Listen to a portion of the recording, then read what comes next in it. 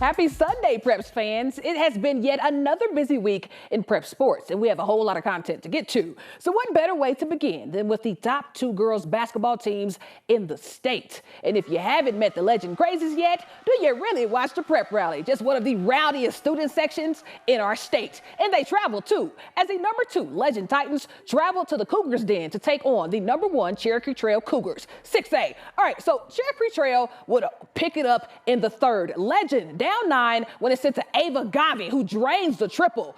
But speaking of triple, Cougars ball now. On the feed inside to Leah Broadus, who sees 3 jerseys between her and the bucket, but it doesn't matter. Turn around, Jay. It's good for the sophomore. Okay, so Legend ball now, and Aubrey Cook wants to show you her post up. Feed inside and watch the footwork. Fake left, spins right, and gets a nice tap on the glass with the left to cut the lead to 8. But please watch this sequence. Broadus on the wing, gets it to DeMar Allen on the high post. She drives, feeds it back to Broadus, who scores and draws the and one. Talk about a hustle play as Cherokee Trail remains number 1. Here's junior guard Delaney Miller on what it takes to take down the number 2 team in the state. Shows that we can hold under pressure, because last year when coming in the playoffs, we couldn't hold pressure and we didn't know what to expect from playoffs. But now, since we're more experienced this year, I think we're going to go far this year. Well, it's time now to head to the swamp for a doubleheader, a top 10 showdown in 5A ball. The 5 seed Stanley Lake Gators taking on the 9 seed Green Mountain Rams. And after a slow start, Gators Bailey Wallace says, you know what? I'ma pull it. 3-zip lead early.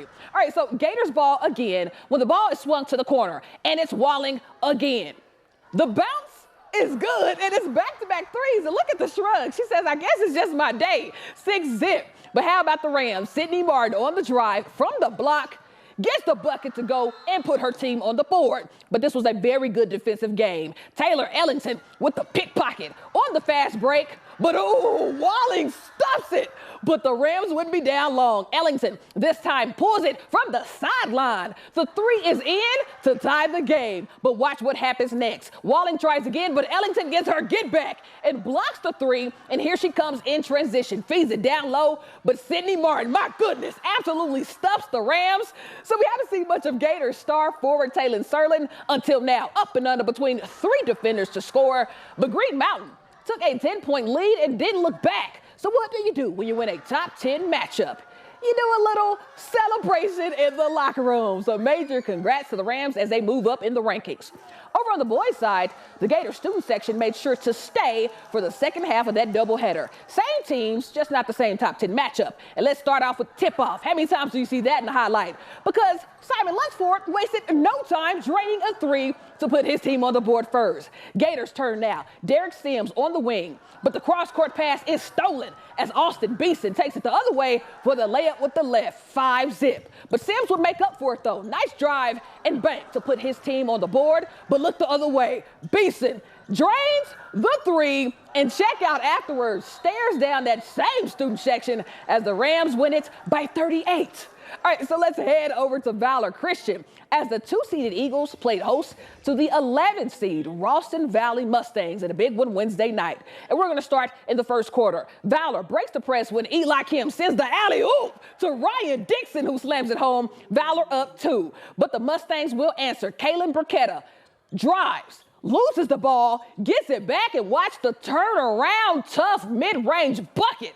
All right, so tie game now at 10s when Eagles Cole Scherer drives and sends up the floater. Valor ahead by 2. But to the 4th we go. Eagles pulling away with Cole Scherer, sends it up court to Dixon, who puts it down again. Valor up 18, and the Eagle onslaught would continue to defeat the Mustangs at home, 68-55.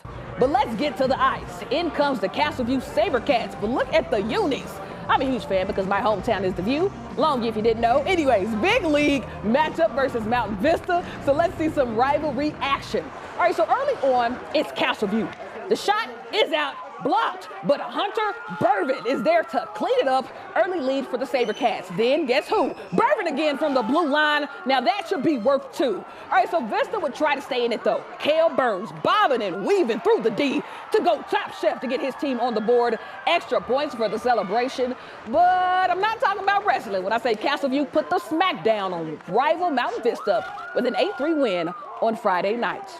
Meanwhile, up in the stands, there was also a show. I guess a parent was getting a little too rowdy, which says a lot, given that this is hockey of all sports. So the ref said, if you can't be quiet, you need to leave. No, seriously, the ref actually sang the word leave, and if you want to hear it and rate his vocals, just head over to Q's Twitter at the bottom of the screen. But this is the first time I've seen a parent get tossed in hockey.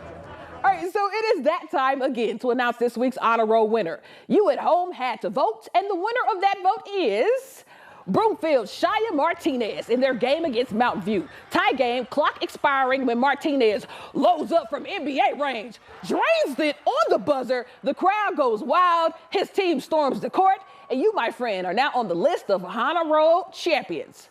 All right, but before we go, I want to take a look at some viewer-submitted content because my inbox has been bombarded this week. So let's take a look at a few. There were quite a bit of buzzer beaters this week, and we'll start with Eagle Ridge Academy's Isaiah Garcias. On the buzzer at the end of regulation to tie the game as Eagle Ridge takes down the Academy in overtime. Meanwhile, at Golden, we're going to add this to the All Buzzer Beaters Matter category. In the first quarter, when Demon Senior Jackson Borres steals, hits the spin move, and the 3 on the buzzer to end the first quarter.